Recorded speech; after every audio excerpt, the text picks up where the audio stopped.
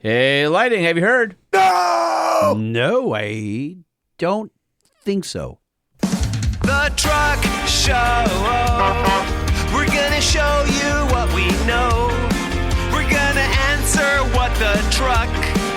'Cause truck rhymes with the Truck Show. We have the lifted, we have the lowered, and everything in between. We'll talk about trucks that run on diesel and the ones that run on gasoline. The Truck Show, the Truck Show, the Truck Show. Whoa, whoa. It's the Truck Show with your hosts, Lightning and Holman.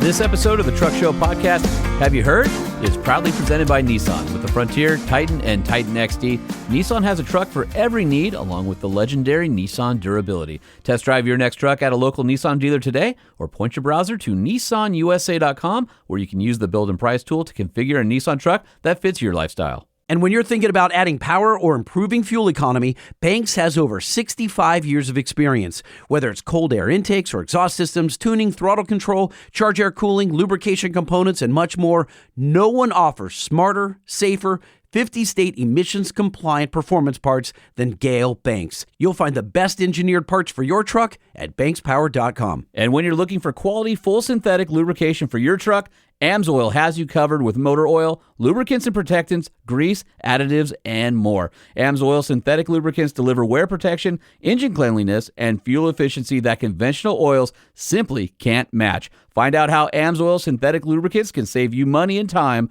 by helping your vehicles run better and last longer than with conventional oils at AMSOIL.com. When it comes to lubrication, AMSOIL is the leader in synthetics.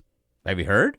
Holman, from what I understand, you were recently at a knife manufacturer or something like that. Where were you and what were you doing? So this is going to be a little bit different than what we normally do on the podcast, but I thought it was cool because A, you love shop tours and manufacturing in a room filled with 20 CNC machines. You love American manufacturing. I do. So does our audience, and everybody who is listening to the show probably has a pocket knife. You might have your favorite brands. You might have a Benchmade or Spyderco or a Gerber or whatever, but many of you may not have heard of one of the highest quality knife manufacturers here in the United States named ProTech. It's a family-owned business. They're like 20 minutes from the pod shed, and I was invited to go there. I was doing some stuff with OVR, and they offered me a tour. My buddy Matt over there said, "Hey, we'll give you a tour." I'm like, well, "Why don't I just record it for the podcast?" And what did you know about them before you left?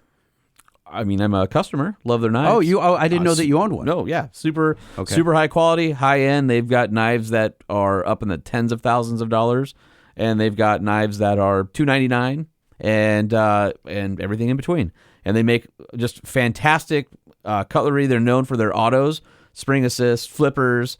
Got to walk through the shop, and the level of craftsmanship is like old world. I mean, these are knives that have some of the best action. They have ball bearing pivots and all sorts of really unique materials like mastodon bones and bronze and all sorts of stuff. Is that legal? It's a mother of pearl. Hold on a second. Really, from a mastodon? Well, why don't you just listen to the interview? Okay. All right, so I'm at ProTech Knives here in Placentia, California with Matt Ewan, and this is kind of a treat for you truck guys. So we're doing some other stuff, and I know everybody who drives truck, off-road, you all have pocket knives. I have a pocket knife. And over time, I've gone through all the famous brands. I've owned them all. And the one I keep coming back to is ProTech. And if you've never heard of ProTech before, these guys have been around since '99, family-owned business. Everything's made in-house here in Orange County, California. And I just had an opportunity to come see Matt today. So I figured, you know what? He's going to give me a tour of all the machinery. And I thought I'd take you along. So you want to introduce us to ProTech? Hey, thanks for having me, Sean. Yeah, so ProTech's been in business for 25 years. It's actually our 25-year anniversary as of this Blade Show Atlanta. So we're in our only facility, which is here in California in Placentia. We have about 35 employees, so we're definitely a rarity here for California, producing things in general, and in particular making pocket knives of all things. We like to say we make things behind enemy lines, which has really become our slogan these days. That's unofficially. Awesome. I love it. We specialize in fully automatic knives, both California legal models, military law enforcement models, and really everything in between. And our range spans from a knife that you can get that's $100 made by our team here in house to something that's up to $14,000. That's also made here in our facility. Everything is CNC machined, CAD drawings, machined, assembled, polished, sharpened, packaged, all in this one building. So let me add, I'll add two things to that. Number one, I love your flippers. Thank You guys make an amazing flipper. Guys, if you haven't felt the tolerance difference between one of their flippers and one of their competitors, everything they use here is like the highest quality of everything. And Matt was talking about the higher end knives that are $10,000, $14,000. We're talking about Damascus steel and pearl handles and titanium and all sorts of cool different materials put together. The other thing I was gonna say, you mentioned California legal automatics. So a lot of people think California automatics are all illegal, but that's not true. So walk us through what makes a California compliant automatic. Sure. So 25 years ago, on the founder Dave Wattenberg's kitchen table, he made the first ever ProTech, which was called the Runt. It's a sub 2-inch automatic knife. If you look under the California laws, there is a small little section that says if your automatic knife, which means you press a button and it springs open, if the blade is under 2 inches, it is not deemed an automatic knife and therefore California legal. And so 25 years ago, we made that knife. We called it the Run. Sold out. It's been an amazing model for us. We still make today as a Generation 5 model. And along with a couple other California legal knives, that's something that's really expanded our company. And now we're really known for the more fuller size autos and even the flippers that you talked about. But we still make those. It's a huge model and a successor for us as well. I kind of feel like we're giving your audience blue balls just because we're talking about knives. We're in a machine shop. I was just telling you we're prepping for our big show, Blade Show Atlanta, which is in June. And it is the big show. It's probably your guys' version of SEMA, I'd imagine. So if you guys can imagine, you're standing in a warehouse, and in that warehouse is so chock full of CNC machines. There's a guy delivering a CNC machine as we speak, walking past us. I passed the truck in the parking lot, and I was like, are they getting a new machine? I mean, how many CNC machines do you guys have here? Oh man, it's got to be 20. Yeah, we're close to around there. Yeah, I mean it's insane, and this place is awesome. You can't imagine how much machines they have packed into this space, but. You want to give us a tour? Sure, I'll walk us through it. I mean, you're going to have to describe to the audience what we're seeing as well, but it's going to be hard to describe. So on our one side over here, we're stocking all of our aluminum parts. So our whole production revolves around our steel blades. To go from a sheet of steel that's unheat treated, all American made resources, to a finished blade that is ready for assemble is about 3 months. But a lot of the handles that we do, which are CNC pieces of billet material, we try to keep as much of that raw aluminum material on deck as possible. So the minute a blade is done, we can make these handles, which are a very quick cycle for us. Generally, the aluminum we use here is 60, 61, and 70, 75 grade aluminum. What am I holding in my hand right now? That is the only non-American material we use here in the building. Okay. That is AMCO Swiss bronze.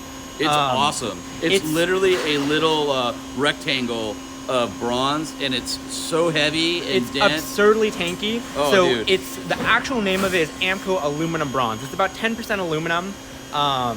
They took out all of the, I want to say it was the zinc in it. Makes it for more durability, so it doesn't like it adds more durability and age over time. And it was it was originally made for the marine industry, so that the hulls of boats wouldn't degrade and turn green and rust away. It will still patina over time and take a lovely patina. We actually found but not like a corroded like it won't green turn or something like that. Yeah, but it'll still your oils of your hand and oxidation will still give it kind of that richer, deeper color. Exactly. And so you can kind of age as you have that knife as well. Reason being it's not American made is because frankly the Swiss do it better. The other big, buyer of that AMCO Swiss bronze is Rolex and Tudor.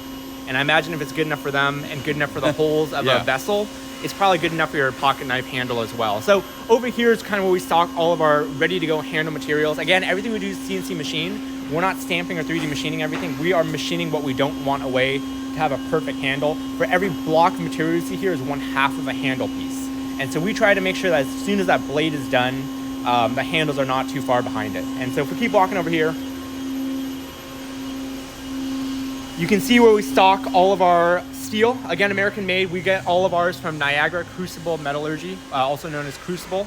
They're a manufacturer. By the way, I was just gonna say that's a huge thing. So in the automotive market, there's several manufacturers who claim either made in the USA or assembled in the USA, but they don't get their steel from the USA. And there's a few companies that actually could track through the serial numbers of the shipment all the way back that they had American steel. And sometimes when you buy steel on the open marketplace, you don't know where it came from or the full quality. So for you guys to not only say, yeah, not only are we building them here, manufacturing them here, the raw materials come from here, and we can tell you who we buy it from is a pretty big deal. Yes, whether sir. you're in automotive or knives. Like to be able to trace back your raw material through the supply chain and know exactly where it's coming from is huge. We really do treat our vendor relationship like family. They really do put the bread on the table for us. But we do have a very good relationship with them. So here on the wall, I mean, we have a bunch of different steels. We're always talking different thicknesses and also different grades of steel. If you're a knife guy, you're gonna realize terms like Magna Cut steel, which has more corrosion resistance and toughness, and things like S35 and 20 CV, which has more edge retention. The best way to describe steels is if you're buying a product from ProTech Knives, it's American-made steel, and we curate the name and grade of steel with the profession and occupational use of the knife we're using. So you may get a different grade of steel depending on what model you buy from us. And so what do you recommend? There's so many different blade steels out there for just the all-around, good edge retention, doesn't need to be sharpened, durable, get the job done. What's Sure. a good middle of the road So steel for a blade? It's a combination between the geometry of that blade and what you're designed to use that knife for, right? So if you're buying a Malibu flipper, which is a very popular knife of ours, or a Runt California Love legal that knife. you might see something like a 20 CV steel on it. And that's great because it holds a really great edge for a very long time, has very high corrosion resistance. But if you do hit, a metal nail, if you're slamming into with some force on it, you might get a little chip on it. And that's your balances. Just like trucks and anything, it's a balance between performance, reliability, and cost, honestly. So this is obviously a premium knife that you guys put out. What's your warranty on your knives? We cover just about anything. If you buy our knife, even if it's secondhand, as long as it's one of our products, we cover just about anything. So a spring replacement, messed up hardware, if you sheared off a pocket clip, really the only thing you'd ever have to pay for is if you snap a blade in half, and we'll take care of you. It just might be a little cost, but sharpening and pretty much everything you could think about for maintenance, you can do it yourself, or you can send it to us, and we're happy to do it for you. So I could drop my knife off here, and you guys would sharpen it, pick it up tomorrow, or something Exactly. like that? Awesome. Exactly. So steel's on this side. It's unheat treated. It came from Niagara Special Industries. We machine it because you always want to work on the blades in an unheat treated form. And then after we've machined the blade and all the things in between, they get heat treated after. So to go from a paper order of, hey, I want some steel, to actually at our doorstep probably takes around 33 weeks at certain times. Oh my gosh, that's how long that when the lead time supplier is. said 33 weeks, I didn't even know what that meant. I had to ask what Yeah. that was in months. So it's a long time. Wow. So to actually make the knife is one thing, but even just to wait for the steel is another thing. So we go to about maybe 9 trade shows a year. We try to listen to our customers as much as we can. But frankly, if we go to a show and we bring Malibus for the show and they sell out and people say, hey, you need more Malibus, we want to listen to them. We're going to listen to them. But frankly, we had to have known 3 months and 33 weeks before that to make that next batch already staged. So a lot of what we're doing here is planning in small batch production. So that's what I was going to bring up. So what's unique about ProTech is you guys do very small batch production. The reason for that is because each of your knives are still hand fitted by a craftsman. Yes, sir. It's not an assembly line where they're being bumped out by a machine and you put widgets and raw materials at one end and a completed knife comes out. You have guys who are actually sitting here, high quality bearings, high quality springs, they're fitting them. And if it doesn't pass the test, that knife gets reworked or whatever. It doesn't go in the box. And Exactly. so on top of that, you guys are doing small batch because of just that quality control. And that's one of the reasons you guys have a premium knife, is because somebody is touching every single one of your knives and making sure that the expectation is up to the brand's promise. There's definitely a balance between it. We try to consider ourselves as a very custom boutique, small batch production company. Really what we're getting at is you want to make your parts as precise as possible, not oversized and definitely not undersized and under tolerance, but you're trying to get these things as accurate as possible. A lot of our parts here are, 3 times thinner than a human hair in tolerance. But there is also a soul to product when it's hand fitted, and you will see the combination of both things here. This machine in front of us is a perfect example. So these 2 Haas machines at the very, very corner of the shop, next to an open door so that we have some ventilation over here, and vacuums associated with each CNC machine, is our cosmetic section. And this really is what makes our knives extra pretty. It really has nothing to do with the function of the knife specifically, but this is running all of our composite materials and raw natural materials. So I see a bunch of wood, different kinds of wood, I see literally a slice out of a tree trunk over Exactly. here. There's a bunch of aged woods on the bottom. Exactly. If we look over here, you can see pieces of black lip mother of pearl, Oh yeah. white pearl. We've got some abalone over here. A couple weeks ago, we were working on custom resin table inlays, Yeah. where we took what would have been throwaway scraps of wood, infused them with blue resin, and then turned them into like a custom resin table as an inlay into our Godson model. That's This awesome. one here is 20 million year old petrified mastodon bark. So a literal Amazing, fossil yeah. that we found in Russia. Wow. Machined it. We tried not to scrap any of these because Yeah. there are no mastodons to go hunt down. And you never know, because like when you're working with wood and you're slicing it and you have a certain length, a width, and a tolerance for how you don't know what the organic material looks like under the bark. So some of these ones that I guess you could say are blems or were rejected that are in this table epoxy mold are something that you machine down, all of a sudden there's a hole in it or wormhole or something that you couldn't see from the outside. When it comes to the actual fitment of our parts and the design of our parts, you know, we expect nothing but the best from our team. When it comes to these natural materials that are, you know, as God intended, there is no scrap, there is just limited edition. Got it. Yeah. So we also run things here like micartas and carbon fibers and all those fancy materials as well. The abalone is beautiful, by the way. It's awesome, man. It's super stunning. You get a lot of colors out of it. But really, the gal who runs this machine over here has to have an eye for both how to know the feeds and speeds of different materials. You can't run pearl the same you would run wood, Sure. and definitely not carbon fiber. So you have to adjust your machines to run those different materials. And it's frankly a lot of fun to be able to have a new challenge every day. The other thing she has to be very good at is knowing how to do pairs of material for different pairs of handle. Even if you have the same piece of wood from a tree, your front and back might not match if it came from the same pair of tree, especially not with abalone, pearls and stuff like that. So she's also very good at matching the fronts and backs. That sounds like an easy skill to have, but it's really not when you have to do a bunch of them every day with you know, a lot to account for. And so if we keep walking over here, that was the inlay department. And you can kind of see we have old Bridgeport machines, old Haas machines, brand new Brother machines, nitrogen lasers, custom really CNC. everything. I mean, this goes back, you know, I like to say a lot, having the right tool for the job. There are modern tools that aren't as good as some of those old Bridgeports. Exactly. And a lot of what we do here is master apprentice type of role. So there's guys here who are a completely new generation of machining. Oh, wow. And still guys who can run a Bridgeport because Yeah. there are parts that you just need to make on the fly, and we can do it here. It's amazing. For our little California real estate space, we can get quite a bit done. So over here is our first line of Brother CNC machines that are running handle By the parts. way, we're for us. looking down this row, and there's 1, 2, 3, 4, 5, so there's 9 or 10 Brothers machines. And at the very end of the row is an American flag with the Second Amendment on it and a Captain America's shield. And I'm feeling very patriotic behind enemy lines right now. And right behind us is our big ProTech green banner. Love it. Yeah, so this is our first aisle of our guys making the CNC parts for our handles. Now, again, our blades are the longest cycle of our shop here, so really our production revolves around our blades. If we make one batch of blades, let's say it's our Malibu model, and we make a batch of 600 blades, we're not going to make the same handles for all 600. We might make some with a different texture, some with different color, some out of aluminum, some out of titanium, steel, bronze, and everything. And so really, we're very good at doing these small batch of production. But in addition to that, our ability to turn off a machine, make a new program, reset up a day later and have it running is pretty extraordinary. You know, if you go to like a Ford Motor Company, if you're not running a machine, you're arguably losing money.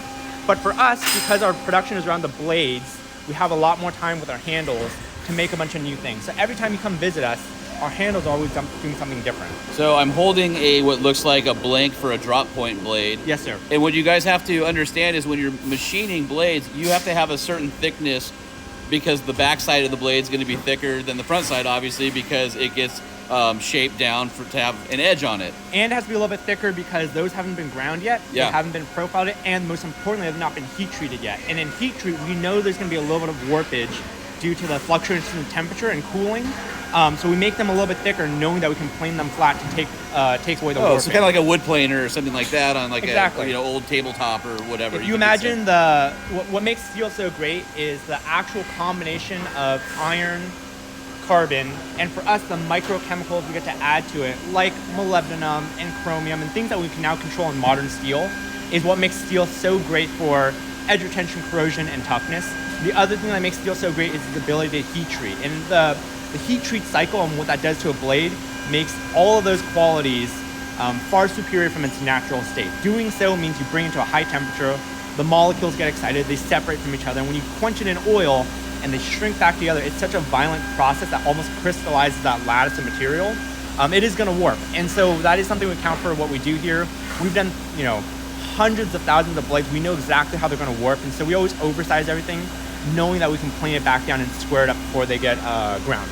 Again, as we walk down these machines, we see handles that are made out of 17-4 stainless steel. That's an awesome pattern, by the way. Which is like a super durable stainless steel chassis, which you really don't need a material that hard for handles, except now they're going to be almost scratch-proof. They're definitely bulletproof. Yeah. And that's a really cool cycle for us to do. We have our, kind of run-of-the-mill 66-1 and 70-75 aluminum parts.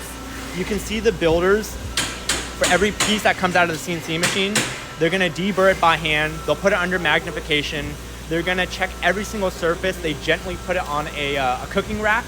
They don't just throw it in the bin when it's done. If it doesn't meet our parameters this early on in production, we toss it. We're very picky about what we do things here. Yeah. Our knives are not the cheapest in the industry, but we would consider them as best as we can make them. And this is part of that. Again, a lot of milling of material. So you will see a lot of extra parts that get to go to recycle, a lot of raw material. Our second row of CNC machines over here, a combination of a couple more brothers and a robotic cell, are running our more complex handle operations. So this one here is a different texture that we might have on a model of ours. This is an aluminum handle with what we call the jig texture. Very cool. And then as we walk all the way down... And by the way, this one is now my new favorite. Yes, sir. So, our topographic bronze handles. This is a bronze, and it basically has all the topo lines on it, and it's matched with its partner here, and it's laying on the bench. And if Matt's not careful, I may just sneak out with that one in my pocket. Yeah, it was that a fun is one. Sick.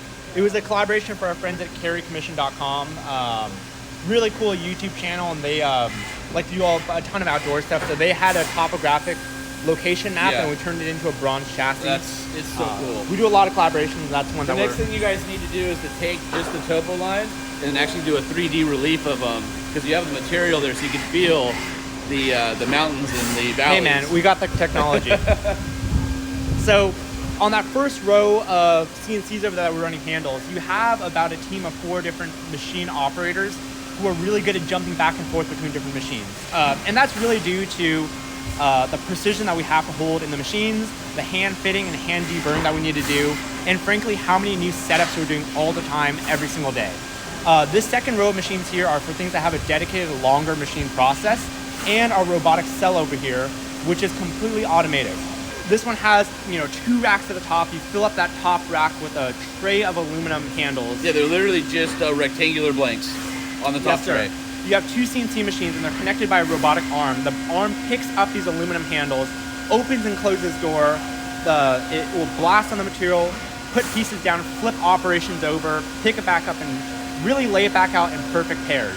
And so this is something where a machine operator just has to fill the top tray and the bottom tray and have perfect pairs at the end of the day. A really cool thing where you don't need as much guys jumping back and forth, because you know you're going to run a lot of parts all day long. And that's kind of what the second row is dedicated towards. Over here is our Citizen Swiss lathe. So this is in charge of holding bar stock material of steel, and it's making our custom buttons. We've gotten so good with the fitment of our blades and handles to have, virtual zero play, fire with the springs reliably, feel like a bank vault, be super reliable, that now the issues of tolerance come down to the actual button that interfaces with both the handles and the blades. And in order to do that, the end goal is to make your own buttons, and that's what this machine is doing over here. So it's Swiss blade making the buttons for all of our firing operations. So in my pocket right now, I have a collaboration knife with Staccato and Protect, and this is a flipper. The thing that blew me away when I held this knife for the first time is how easy it flips. The button actually has like a pearl inset in it, which you don't really notice. This is a blue, I guess, anodized blade on it. So that's a zirconium nitride finished sapphire blue coating. It's sapphire blue. It's freaking awesome. But the thing that blows me away is everybody says, you'll go get one of the big knife company knives, and they all say, it's got to break in. It'll take time to break in. Use it. Make sure. From day one, I can hold this knife vertical, push the button, and the knife locks and drops out of the upright position and falls into place, and with a simple like touch of my finger locks back into place. It is so smooth. There's no wiggle. There's no issues. The whole knife feels like it's just on ball bearings. And when we talk about the hand fitting for a knife like that, that pearl button you see is a pearl that we had to machine on our first inlay department. We had to manually glue in. We had to polish to a mere. We're talking polish like by a hand. half-inch circle or something like that. I mean, it's tiny. But those buttons are still as precise as can be. Your great grandkid could bring that knife back to us. We could take that button and put a brand new button in, and it should fire just as reliably. Amazing. So we've got our blade department over here. So the sheets of unhardened steel come over to this section. They get chopped up into rectangles. They go into a combination of wire EDM machining or nitrogen laser machining. So wire EDM is something you generally only see in a very complex aerospace or medical grade facility. It runs parts very, very slowly, but very accurately. It's one of the most accurate machines we have here in the shop. If you take a block of steel and you wire EDM cut through that block into it and put it back together, you can't even see the seam of the cut. Back in the day, all of our blades were made off of wire EDM. It was a very slow process. And as we've grown in production... It's probably why you have two of them. It's exactly why we have two of them. As we've grown in production, we've had to figure out ways to really maximize our output without sacrificing quality. And part of it is having two of them, frankly. And the other part is having our laser machine over here as well, which can laser the rest of the blade out in about, sometimes up to 3 seconds. It's a very fast process. After the blades leave this department, they get heat treated, which we talked about earlier. After they get heat treated, they get double disc ground, which is where they get flattened. They come back to our facility, and they get planed one more time by us because we always want to be the last person to touch something when it comes to tolerance. We have 2 surface grinders, which is a magnetic chuck, which magnetizes and holds the blade, and a wheel kisses it back and forth, which grinds that last portion. Blades that come off our surface grinder are so flat that if you put them together, they'll actually suction cup to each other. Oh my gosh. And that just ensures that the tolerance is exactly as we need it to be. So they just create their own stiction without any type of adhesive or anything. And then really one of our most important machines here in the shop is our CNC blade grinder. Now, if you go to any other production shop, you'll see a wire EDM machine, you'll see a nitrogen laser fiber machine, you'll see Brother machines and Haas machines. One of the things you will not see, even at other knife companies, are these German CNC grinders. So these are a machine that, it's a 5-year weight limit. A guy takes a whole year out in Germany to build this from the ground up to your specifications. This is very specific to taking a hardened blade, putting in our program, and CNC grinding it to have the most perfect bevels that we can achieve. So if Project burned to the ground, a lot of the things here we could start over with. This grinder here is really the heart and soul of our operation, and frankly, we're very good at running it as well. Wow. That kind of does it for this production section here at the shop, which everything is trying to be as precise as possible. When we jump over to our assembly side over here, this is really where the knives get the heart and soul. Everything is finished by hand. The first thing you're going to see over here are these first series of wheels and belts. And every single piece of hardware, even a pocket clip screw, a pivot pin, a frame screw, if it has a satin polish to it, it didn't come from a box that way. It's something where every single screw is something that the ladies here polish by hand. Not everyone needs a hand-polished, hand-satin screw for their pocket clip, but if you buy a ProTech knife, it's going to be that way.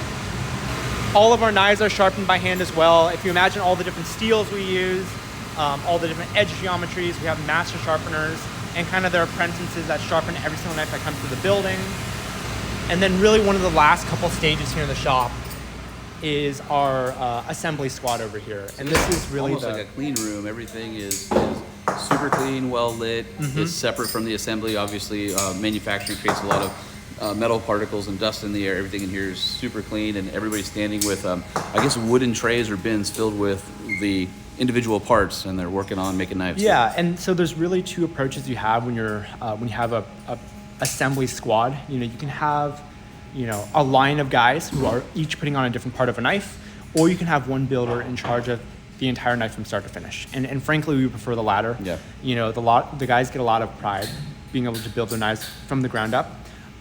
There's a lot more responsibility that goes into it. And frankly, at a company where you're trying to chase repeatability, nothing's ever going to be perfect every single time. Yeah. A batch of springs might be a little bit hotter. There might be one little burr they have to account for. And when a builder can grab a batch of knives and build from the ground up, They know exactly what went into that knife. Well, then they know the feel too. So I'm sure the builder can understand, oh, this one feels different. So Exactly. there's one piece, let me figure it out. And that goes back to the hand fitting process. And of course, being premium. I was kind of curious, I know you said this is the 25th anniversary. Do you guys have original employees who've been with the company the whole time? We still? do, yeah. Awesome. Daniel is right now our longest time employee. I think he's been here for, I want to say 23, 24 years. Okay. He's still the fastest builder here in the shop, and a lot of the training here is because of him. Yeah. Here on our right side, Maria's working on all of the parts prepping for our builders. Okay. Right, so right now she's checking all the stone wash that got finished off the machines. She'll also be checking all the parts that came back from anodized for our handles. So is she doing like the bill of materials, putting them all together, and the builders have everything they need to start assembling? Exactly. Okay. So there's a team of ladies here. Some of them are working on hardware. Right now, Maria is working on checking the handles to make sure they're free of dents and scraps before they go out for anodizing. She'll also check every single pair of handles that come back from anodizing. When they come back, we already know the tolerance is perfect. We already know they're scratch-free, they're dent-free. So what we're making sure is, because we didn't anodize them ourselves, we're making sure that they didn't mess up our great work. Yeah. So again, everything is a partnership. We're very close with all of our vendors, but she's making sure that they are on top of their game. So she'll make sure that there's no scratches, no dents. She'll even compare the right and left handles to make sure they're the same shade of black through and through. If we walk by the assembly trays, some of these trays are for, upcoming show like Blade Show Atlanta. Right now we're working on safety switches in the assembly of our PDW Invictus. These ones are kind of cool because it's got a DLC coated Magna Cut blade. It's got the anodized handles. It's got an extra safety switch so it doesn't go off in your pocket with a secondary safety. These are hand inlaid red G10 buttons, so you can see the firing button a little better. Again, you can see that every single piece of hardware is in hand satin finished. Those are amazing. Actually, if you walk down this aisle over here, this is pretty sexy as well. So this is our Godfather Auto. Oh yeah. With a rose Wow. gold coated blade and matching rose gold coated hardware. That thing is just evil looking. A lot of these knives here will also go to military and law enforcement, so every once in a while you'll see a project that's being curated for a special group that's local to us. Yeah. Allie over here is the assembly manager, and right now she's working on some of our most important knives that are going out to Blade Show Atlanta. So these are all of our ultimate custom lineup of knives. She's literally a jeweler. Oh yeah. I mean, you're looking at all the materials, the design, what goes into every piece, and what makes them special. But all the folks in here are literally jewelers. They're working with small tools, hand fitted, really unique, different things go into it. It's really neat to see. And it's a shame that they can't see it here, but we'll do our best to describe it. So one of our frames here is a titanium frame that we shipped out to Italy, had it hand engraved by a team of Italian engravers. It looks like a what you would see on like a Beretta Silver Pigeon 2 shotgun or something like that, or an old cowboy, Colt 45 that's been hand engraved on the handle, and then it's got a beautiful Damascus steel Hand on it. engraving is already an art that's slowly fading away. Yes. And we like to combine our art of precision CNC machining, their hand engraving, bringing it back, hand satin finishing it, hitting with electricity till it anodizes bronze, putting a custom mosaic button inlay using Damascus, which is folded steel for the blade. This is a 20 million year old Macedon. This is one bark. of the most gorgeous knives I think I've ever seen. And then this knife it's over here stunning. is our 25-year anniversary runt, which started our company. Yep. This one's hand engraved with 24 gold in it. And again, not every person needs that knife, but for the super high collectors and the guys who've been with ProTech for a lot of years and want to, up the ante with their collection, we've got the ultimate level custom of knives here as well. Stunning. And then I guess the final level of our production here in the shop is our final QC team over here. And you've kind of seen that at every step of production, there is someone checking our parts. But the last time that anyone gets to see our parts before they leave the building is our final QC team over here. So this is a combination of our laser engraving room and our packing room. So anything that has a logo on it, whether it's our ProTech logo or maybe a military unit logo, is done in this machine. Our custom wood boxes that are lasered here. Right now we're actually lasering the boxes for that Godsend that we were building earlier. And then every single knife that's been finished here in the shop, that's been sharpened, comes here. Every single knife is checked by the same person, cleaned by the same person, boxed by the same person, and then it's ready to ship out. Dude. All right. Really appreciate your time walking through. This is incredible. I've always been a fan of the knives, but to be able to see exactly what goes into making them, amazing. What What's your website? Where can people follow you guys online? All that stuff. If somebody's listening wants to check out ProTech Knives, where do they go? Sure. So we really do rely on our direct dealers to have access to our product line. We're making brand new small production batches, honestly weekly at this point. If you go to protechknives.com, you can find all of our general info, which includes our warranty information, where to buy our products. On our website, you can find a list of all of our authorized dealers. You can find an online dealer or the one in your area. Our Instagram, protechknives.com. Great way to see what we're currently making at the time. And then I'll throw it out as well. We have a really awesome Facebook group that we do not own, but we're a part of, called the Facebook Enthusiast Underground. And that's a great place to see us as well. Awesome. Dude, really appreciate your time. Thanks, Sean. It's a pleasure. I could not have predicted that this episode of the Truck Show Podcast would have taught me so much about knives. Well, if you want to know more, head over to their website, protechknives.com, and check out what they have. Because if you're a I know we have knife guys. If you love a pocket knife, this will be one of the finest pocket knives you ever purchase and own. So highly recommended. Did you bring one home for me? I did not bring one home for you. Are you going to shank me with one? No, still need to do the podcast. And I don't want to clean up all the blood. The Truck Show Podcast is a production of Truck Famous LLC. This podcast was created by Sean Holman and Jay Tillis with production elements by DJ Omar Khan. If you like what you've heard, please open your Apple Podcast or Spotify app and give us a 5-star rating. And if you're a fan, there's no better way to show your support than by patronizing our sponsors.